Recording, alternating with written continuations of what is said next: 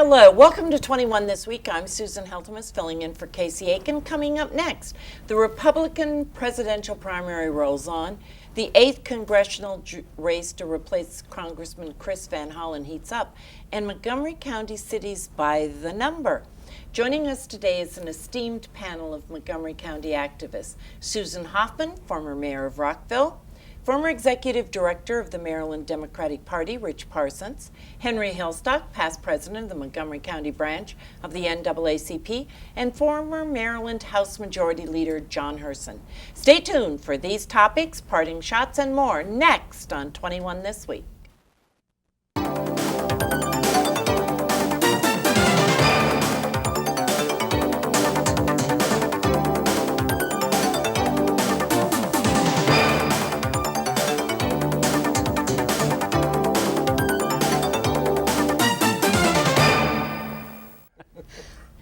The third Republican primary debate took place this week in Colorado, and again there was a two-tiered system with a pre-debate and then the main attraction. Sounds like a boxing match, doesn't it?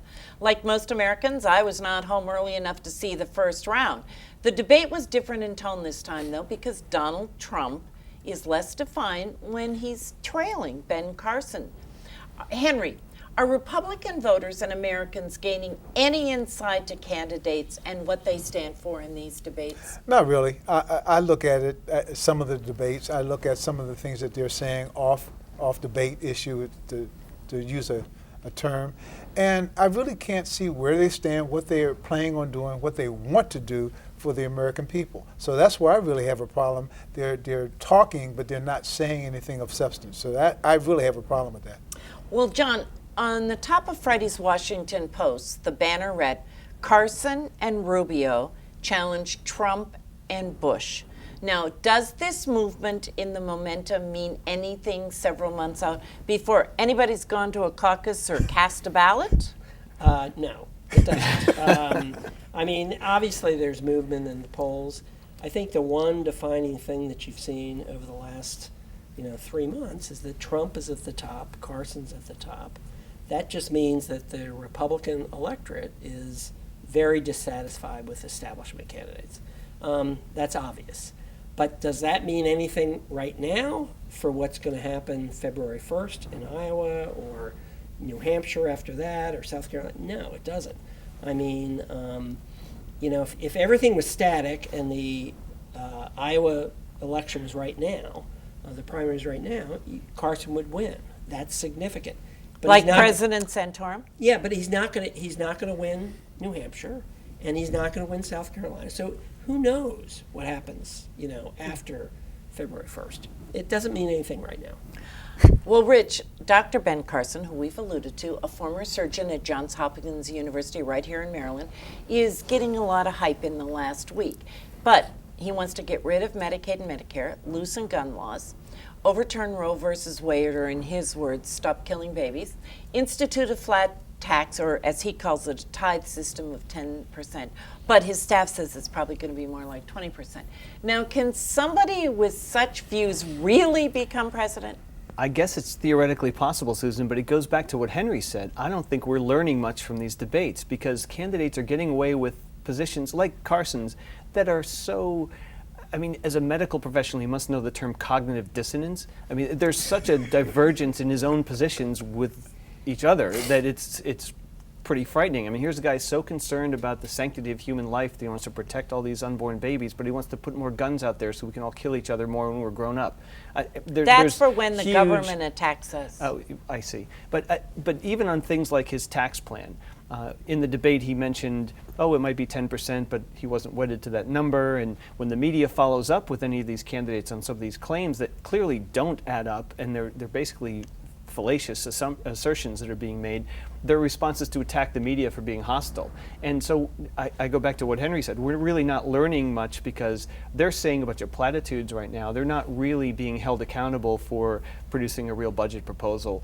doing anything meaningful on Medicare or Social Security, which need to be reformed, but there's no ideas coming from this crowd. So I don't think we're learning much, and I think, as John suggested, we're going to have to wait to see when voters start to actually weigh in how this race shapes We made a up. big mistake by putting mice in front of them. That's the biggest mistake. Well, what's interesting, Susan, is that there were rumblings this last week that came from high-ranking Republicans in an effort they're going to start going to muscle Donald Trump out of the race, but who knows.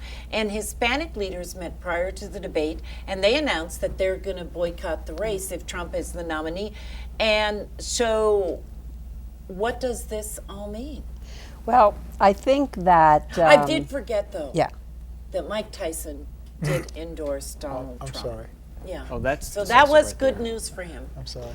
That would be probably a subjective opinion, and I'll just leave that alone. As to whether or not Donald Trump can win in the primary, I'd say possibly, until the Republican primary voter decides to get serious about November 2016. Donald Trump and even possibly Ben Carson will continue to float along. There appears to be a great deal of fascination with the Donald on the part of some of the Republican primary voters, although the luster has gone away a little bit. But until they start really being serious about who can defeat the presumptive Democratic nominee, Hillary Rodham Clinton, in November of 2016, I think they're going to continue their fascination with Donald Trump. But this is what's really interesting. Qualified candidates, again, this is all relative, but there are people who are telling Jeb Bush, or as Stephen Colbert says, Jeb, with the explanation mark, his money people are ready to pull out. John Kasich, who also is a former governor, who is, He's the governor and a former senator. and a former senator. What's happening is that these people may be forced out soon, and what you're going to be left with is not much. Well, let's face it. Right now, I think the sensationalism is upon us.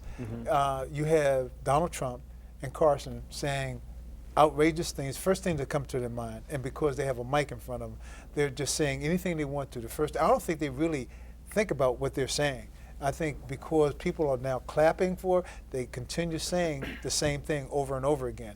I think the realistic aspect of the voters, the ones that really will go out to vote, will really stop and think about what's happening to their party, and really, as John said, think about it and vote realistically. I mean, when you look at the layout of the primaries that are coming up, it's very likely, snapshot right now, that Carson's going to win Iowa.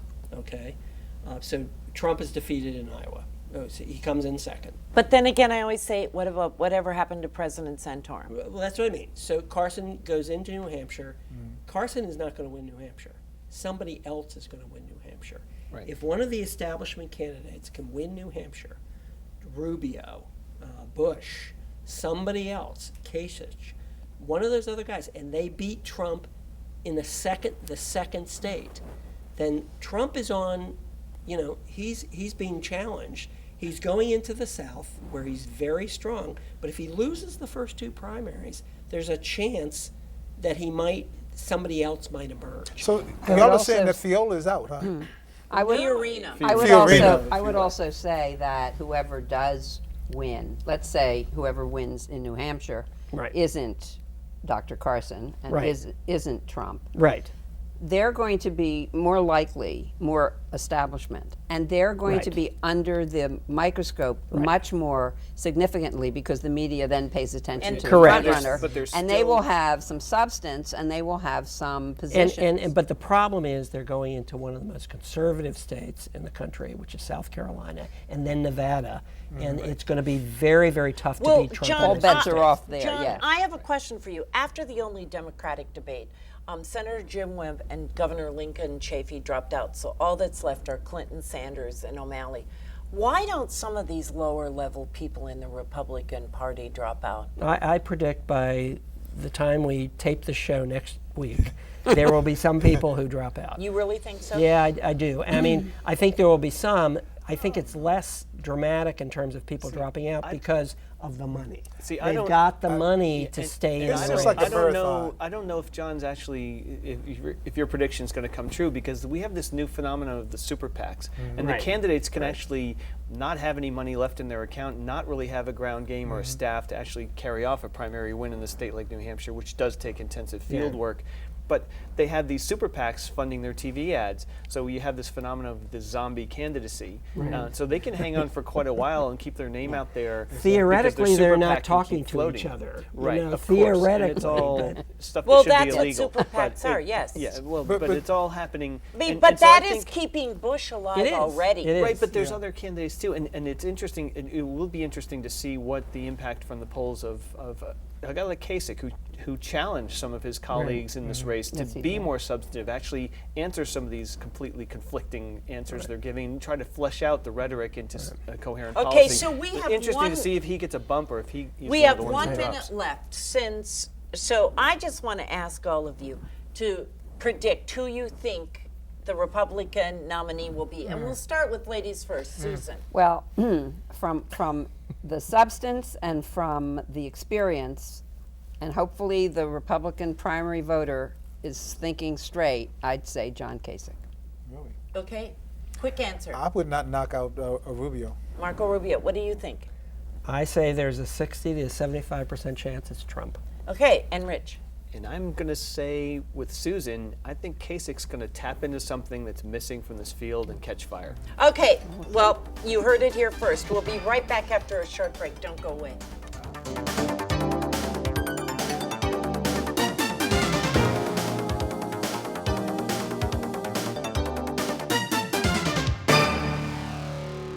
Back. The District 8 primary is picking up momentum as the weeks go by. Money's becoming an even bigger issue as former journalist Kathleen Matthews and wife of Democratic pundit Chris Matthews continues to grow her campaign war chest with very large contributions, many or most rather outside the district. Now, State Senator Jamie Raskin continues to keep raising money, more from the district, but in smaller amounts. Henry, is money going to matter in this race? Yes, and primarily because it's going to keep the people in the forefront. The more money you have, more you can get out there on ads. You can get out there in mailings. And by the way, I get sick of those mailings and everything that come in my mail. But that's the money for it. And also, you help with the support. The more people that are giving, the more people are going to support you. That's the way I feel. Well, I haven't gotten a mail yet, but I have to admit the first phone call I got was from Dr. Ben Carson. This week, Matthews garnered the endorsement of Emily's List, and Raskin won the endorsement of Mayday, a super PAC founded by a Harvard professor with the goal of eliminating super PACs. Rich, do these endorsements mean anything? No, they really don't. I mean, it's pretty early. You've got, in addition to the two candidates you named, there's Kumar Barve, who's making a run. There's several others in this race too, and I think voters are still way away from making any decisions in the primary. But I think endorsements like this may help move a little bit of money, may help move a few of the activists, but they don't really have much impact on the decisions voters make. I'd also like to say, as far as Emily's List, they only endorse women. So surprise. yes, Right. and they won't endorse someone who's not viable. So obviously they view her as a viable candidate and as the top fundraiser, or, a little bit over Jamie Raskin.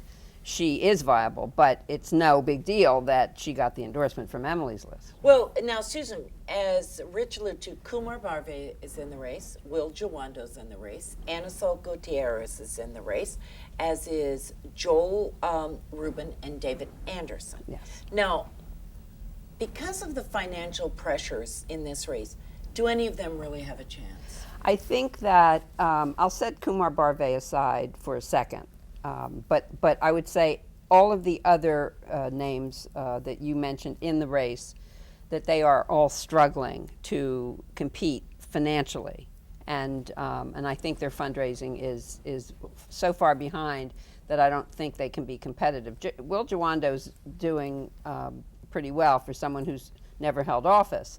but it's still dramatically below. As far as Kumar Barve, as the former majority leader of the House of Delegates and now a committee member, a committee chair rather, in Annapolis, he has high name recognition, but he seems to be struggling as well, and he's far behind Jamie Raskin.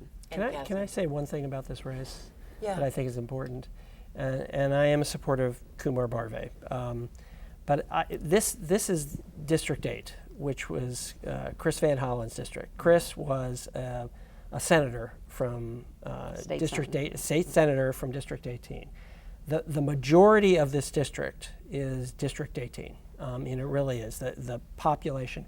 And I will tell you that the votes in this district are in places like Wheaton, further out, Silver Spring. It's not Chevy Chase. And I know Kathleen Matthews has lots of friends in Chevy Chase, and I know Jamie Raskin has lots of professors from Harvard and other folks in Chevy Chase. That's not the bulk of the vote. The bulk of the vote is in places like Wheaton and other places, and I think, there's a lot of votes to get out there, and some of the candidates need to cultivate that. And John is really onto something, because when the redistricting happened, this district was drawn way out, almost up to Pennsylvania. All the way. It does go to It goes to Pennsylvania. the Pennsylvania line and through parts of Carroll County. And actually, Kumar, has a case to make to some of those voters. He does. He has been a pretty stalwart voice on transportation issues. He's a small business person and has a little bit different profile, a little bit more moderate than some of the others who are very traditional, good people, very traditional liberal platforms. but and yet campaign. The point I want to end with: campaigns are not always about money, and the person with the most money quite often does not win a primary. And it's message that wins primaries. and it's message that wins especially in voters. Montgomery County. And the, Money narr- is the important, but narrative it's is not very decisive. important. The narrative is very important. There's going to be a gazillion commercials, in this primary race. I Yes. mean, you've got congressional races all over the place. Senate races. So, money is not going to be the factor here. It's going to be the Yeah, narrative. but I was factor. surprised. It's But a you need factor. the money It's to a get, factor. get your message out. Right. That's But my point. You need the money to get your I message was out. surprised when I saw that the Sierra Club endorsed Raskin and not Barve, who deals with that issue in the legislature. Well, clearly they think that, again, talking about viability, that looking at the between the campaign two of account. them, Right. that Raskin Jamie is has, more right. viable. And let's not, I mean, Jamie may have friends in Chevy Chase. Jamie's not from Chevy Chase. Jamie Right. lives in Tacoma Park. Right. He represents District 20, which is the heartland Right. of the Democratic Party in Montgomery But County. not of the 8th Congressional District. That's I'm just true. telling you, It it's is not. not. It doesn't have Because some the of bulk that of the is 8th in Congressional the other District. district. But in I John think you have Sarbanes. three strong candidates here, being Kumar, Jamie Raskin, and Kathleen. I think those three really are probably more viable than the rest. I of totally the, agree. of the And I Absolutely. think And they have, and Jamie and Kumar have records. That's right. And well, we have got to go on, but this is going to be a very interesting race. And quite honestly, I haven't really even heard about any Republicans running. So this is going to be most interesting. So we're going to go to a fun topic now. This week, RoadSnacks, an unusual name for a website, released their ranking of the 10 snobbiest cities in Maryland based on medium household income, medium home price, and the per capita rankings for private schools, art galleries, and theaters. 8 of the 10 are right here in Montgomery County. John, you've lived in number 1, Bethesda, number 2, Silver Spring, and number 2 is Chevy Chase, number 8 is Silver Spring. What does this all mean? Are you calling me a snob? I guess that's what I'm hearing. I thought we were friends. If the shoe I'm fits, just, John, I'm just really surprised. you with your fancy shoes there. My fancy shoes are all scuffed up. I will show them. No, look, I think it's a really interesting poll, and I would say It's that not a poll, it's just a ranking. a ranking. I don't know who did the ranking, but I think it's really fascinating, to tell you the truth. I have lived in Chevy Chase for a long time, and Bethesda and I would not call Silver Spring snobby. I mean, Nobody to say nothing about the other two places. I've lived- Bethesda, I think, is a very large jurisdiction. I wouldn't call that snobby. I'm not so sure I can defend Chevy Chase, but Well, that's good. You don't live there anymore, so it doesn't matter. right. Now, just to complete this list for our viewers, I'm sure you want to know. Number 3 is Rockville. 4 Potomac, 5 Gaithersburg, 6, one of the 2 outside the county, is Ellicott City, 7 is Darnestown, 9 out of the county is Annapolis, and 10 is North Bethesda. Now, Susan, as the former mayor of Rockville, are you disappointed that Rockville's only number 3? Well, I used to think that being snobby was a bad thing. So I'm not sure that, that high a number is a compliment.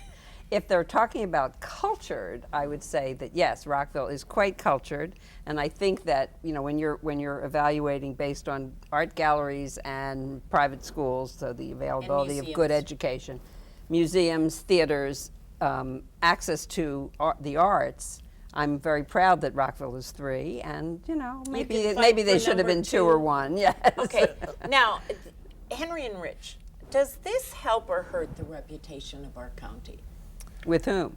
I'm asking them. I was getting ready to say, what do we you care? mean about hurt or help? Because really, what we look for and what Montgomery County is famous for is the education. It used to be the easy access in and out, but that I know Rich could debate that considerably. It's gone. Let's not get him started on that. But really, most people come here. They know about the landscape, the cost of a home, housing, the cost of really food and living here. So I think being ousted as the 1, 2, 3, or 8 or 9, my city's not even 1 year, so I won't even. Well, say Rich, anything about does that. this I'm put gonna release- another black eye on the face of Montgomery County? Yeah, but I'm going to release my own ranking list right now on air, and this is the debut of it. It's the stupidest ranking list of the week, and numbers 1 through 10 are this list from RoadSnacks. I mean, seriously, any list that puts Rockville, RoadSnacks is so funny. but any list that puts Rockville higher in a snobbiness index than Potomac, I got to scratch my head and wonder. Okay, and I think it does kind of reinforce this perception of Montgomery County. And I would say it's an outdated perception. If you actually look at the demographics of Montgomery County, we're an incredibly drive through diverse Montgomery community. County. We have a higher proportion every year of low-income families and immigrants here. This is not the kind of perception of Montgomery County that was broadly held in Maryland 20 years ago, where we were seen as the ATM we for gotta the state. Go there. Wait, So the I list can, doesn't help. Is the I'm answer. looking for RoadSnacks more in the future. Parting shots are coming right up. RoadSnacks.